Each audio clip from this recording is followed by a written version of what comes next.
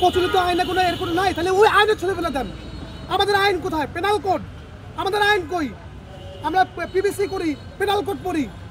1898, 1862, 1943 PVC সবার লাস্টে যেটা হয় 1943। তার আগে পেনাল কোড 1962, 1862। তারপরে আমরা যদি কোড অফ ক্রিমিনাল এথিক্স যদি যাই 1898। 100 বছর 150 বছর আগের আইন এখনো চলে। ওটা তো বানানো হয়েছে দাসের জন্য। আমরা তো ছিলাম আগের ইংরেজের দাস। দাসকে যেভাবে ট্রিট করা হয় ওইভাবে ওই আইন হয়েছে।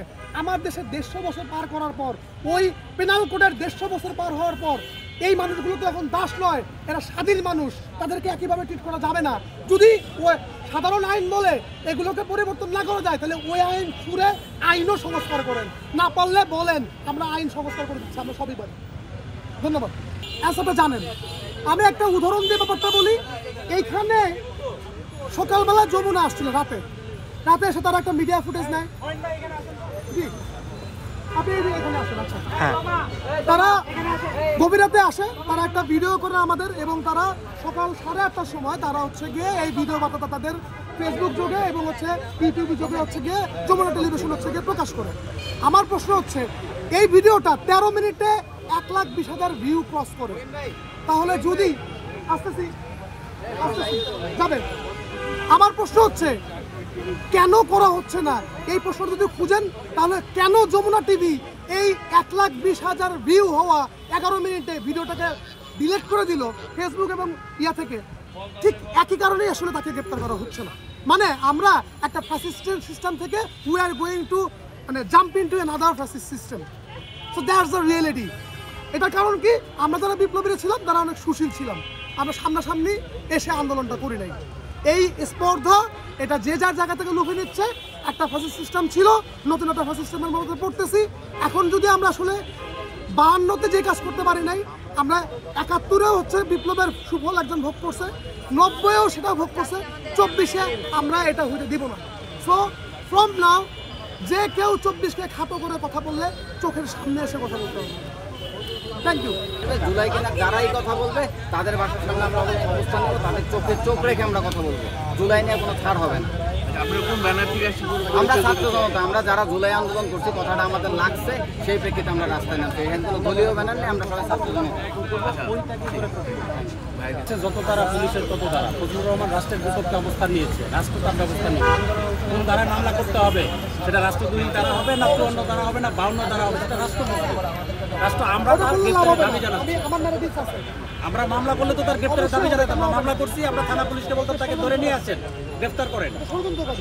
আমরা দেশের ছাত্র জনতার পক্ষ থেকে, বিপ্লবী ছাত্র জনতার পক্ষ থেকে তাকে গ্রেপ্তারের দাবি জানাচ্ছি। যে দেশের বিপক্ষে অবস্থান নিয়েছে, তার মতো আপনার এই বাকশালী প্রেতাত্মা যারা বাকশালের বয়ান ফেরি করে বেড়ায়, তাদের গ্রেপ্তারের জন্য আমরা মামলা করবো কেন? তাহলে রাষ্ট্র আছে কেন? রাষ্ট্রদেরকে কি এইভাবে ঘুরতে দিবে? পাগলা কুকুর সিটি কর্পোরেশন ধরে নিয়ে যায়, হ্যাঁ, নিয়ে তাদেরকে ব্যবস্থা নেয়। এই ধরনের লোকদের ব্যবস্থা রাষ্ট্র নিবে, আমরা নিব কেন? আমরা এখানে করছি, আমরা নিরীহ, হ্যাঁ, গান্ধীবাদী আন্দোলন করতেছি। উনি নাকি কোন মিডিয়াকে বলছে এখানে মব সৃষ্টি করতেছে। তা আপনারা, আপনাদের মাধ্যমে আমরা বলতে চাই, আপনারা দেশবাসীকে জানান যে আমরা কি মব সৃষ্টি করতেছি নাকি আমরা কি করতেছি। কারণ আপনারা জানেন আমরা আসলে কি করতেছি। এই কর্মসূচি কতদিন চলবে এবং সেটা কি গ্রেপ্তার না হওয়ার মানে পর্যন্ত চলবে কিনা, বা আপনাদের আর কোনো পরিকল্পনা আছে কিনা? একটু নিচে নামেন।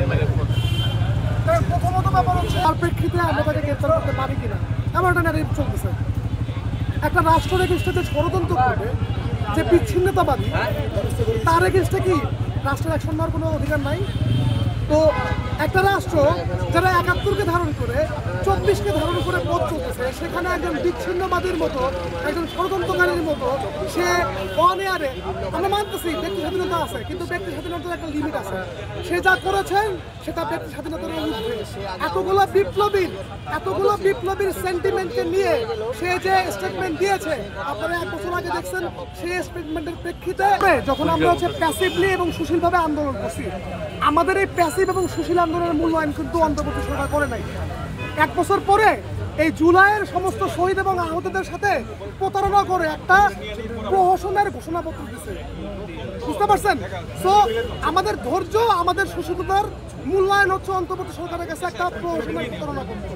সো ওই যে মিনমিনা আন্দোলন এখন থেকে যার ফলশ্রুতিতে এই যে অন্তর্বর্তী সরকারের অবমূল্যায়ন, যার ফলশ্রুতিতে এই ফৌজের মতো বাকশালের প্রেতাত্মরা কথা বলার সাহস পায়, এই মহৎ শক্তিকে এভাবে খাটো করার সাহস পায়। সো আমরা এখন থেকে আর মিনমিনা আন্দোলন করবো না। এখন থেকে যে হচ্ছে গিয়ে এইভাবে কটাক্ষ করবে তার সামনে চোখে চোখ রেখে বলবো, আপনি নামেন, বিপ্লবীদের চোখে চোখ রেখে কথা বলেন। এখন থেকে কোনো কিছু সুশীল বা প্যাসিভ আকারে আর আন্দোলন হবে না। আমরা অনেক সহ্য করছি, এখন থেকে ব্যাপারটা এরকম ডিরেক্টলি হবে।